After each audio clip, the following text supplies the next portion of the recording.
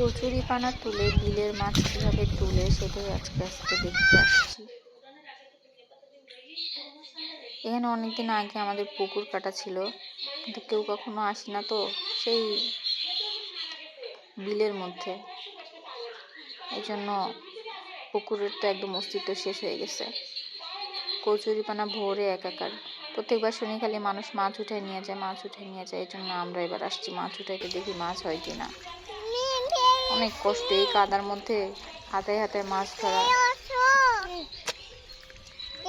অনেক কষ্ট হচ্ছে, দেখি বোঝা যাচ্ছে। কিন্তু সব প্রাকৃতিক মাছ, আমরা কিন্তু মাছ ফেলি নাই। মাছ ফেলছি যখন পুকুর কাটছিলাম, তখন সে অনেক আগের কথা।